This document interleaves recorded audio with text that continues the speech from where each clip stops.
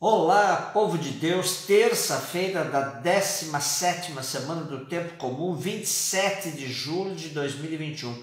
A nossa reflexão de hoje é a partir de Êxodo 33, de 7 a 11, até 34, de 5b e 28, e de Mateus 13, 36 a 43.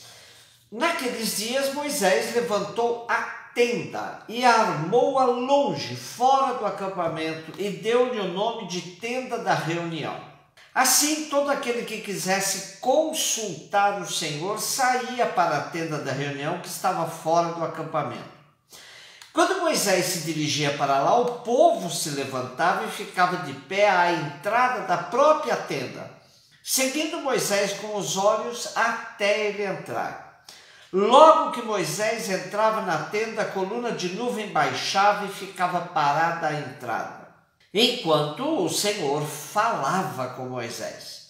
Ao ver a coluna de nuvem parada à entrada da tenda, todo o povo se levantava e cada um se prostrava à entrada da própria tenda. O Senhor falava com Moisés face a face, como um homem fala com seu amigo. Depois Moisés voltava para o acampamento, mas o seu jovem ajudante Josué, filho de Num, não se afastava do interior da tenda.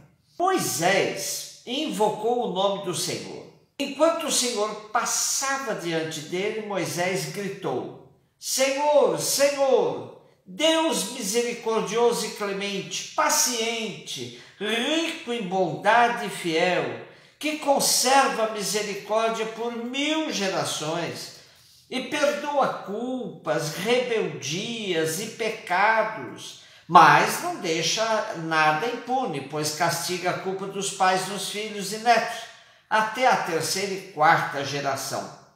Imediatamente Moisés curvou-se até o chão e, prostrado por terra, disse: Senhor, se é verdade que gozo de teu favor, peço-te, caminha conosco. Embora este seja um povo de cabeça dura, perdoa nossas culpas e nossos pecados e acolhe-nos como propriedade tua. Moisés esteve ali com o Senhor 40 dias, 40 noites, sem comer pão nem beber água, e escreveu nas tábuas as palavras da aliança, os 10 mandamentos. Temos hoje no nosso texto toda a questão sobre a tenda, um lugar de reunião de Moisés com Deus, onde ele ia consultar Deus sobre a caminhada do povo. Interessante observar que Moisés manteve a tenda distante do acampamento, pois Deus caminha com o povo, mas não se deixa instrumentalizar por ele. Também fica claro que Deus ampara o seu servo Moisés e por causa dele se mantém junto do povo. O texto assim destaca o papel da liderança escolhida por Deus para que o povo tivesse uma referência permanente do caminho a ser seguido. A referência aos 10 mandamentos faz a ponte com a aliança, indicando que a tenda é também lugar de manter viva a memória do compromisso, da aliança assumida com Deus. O lugar do encontro com Deus é na caminhada, na peregrinação, pois a tenda é móvel, transportável. Se a tenda estava fora do acampamento para assegurar uma certa distância que garantisse a autonomia de Deus, por outro lado, era de fácil acesso. Quem queria se aproximar de Deus podia fazê-lo constantemente. Com a encarnação, Jesus armou definitivamente sua tenda no meio de nós, nos revelou que Deus é Pai e facilitou definitivamente também o nosso acesso a Ele. Quando dizemos Ele está no meio de nós, manifestamos a nossa fé sobre a presença constante dele em nossa vida, em nossa caminhada. Mateus 13, 36, 43. Jesus deixou as multidões e foi para casa. Seus discípulos aproximaram-se dele e disseram: explica-nos a parábola do joio. E Jesus respondeu: aquele que semeia a boa semente é o Filho do Homem. O campo é o mundo. A boa semente são os que pertencem ao reino. Os joios são os que pertencem ao maligno. O inimigo que semeou o joio é o diabo, a colheita é o fim dos tempos, os ceifadores são os anjos. Como o joio é recolhido e queimado ao fogo, assim também acontecerá no fim dos tempos. O Filho do Homem enviará os seus anjos e eles retirarão do seu reino todos os que fazem outros pecar e os que praticam o mal, e depois os lançarão na fornalha de fogo.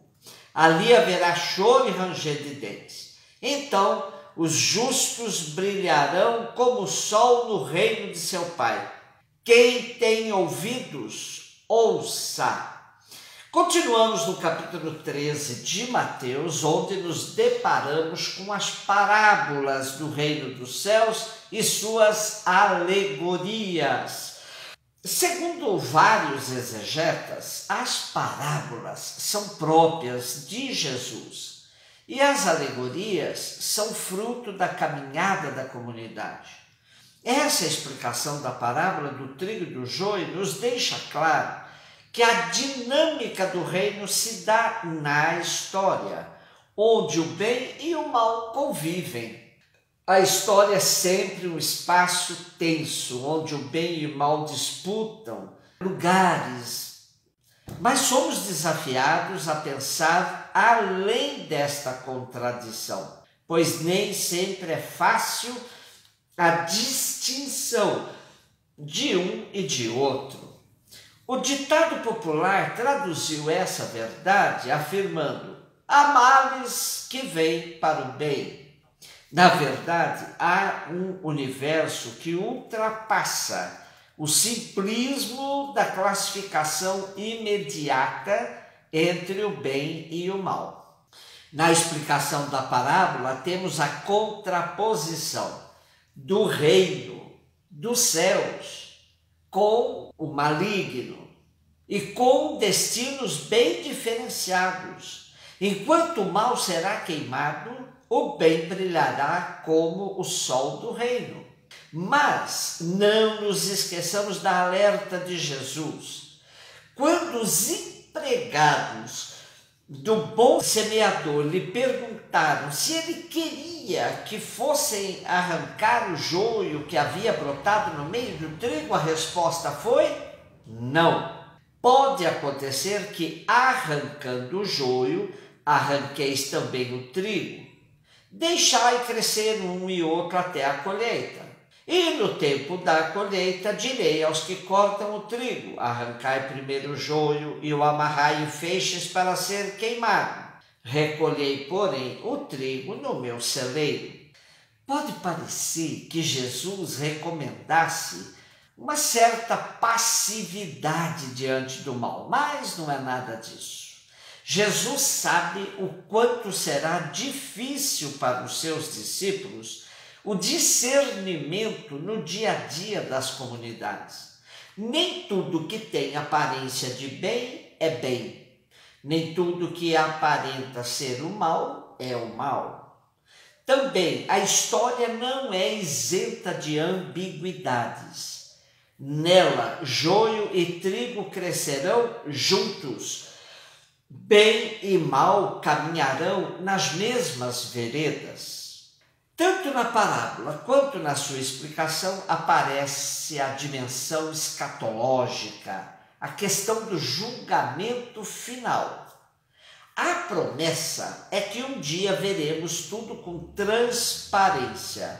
O que é bem será bem, o que é mal será mal. Porém, enquanto isso não acontece, somos convidados a ir pondo em prática o dom do discernimento, sabendo que, ainda que o mal insista, no fim o bem triunfará. Um beijo no seu coração.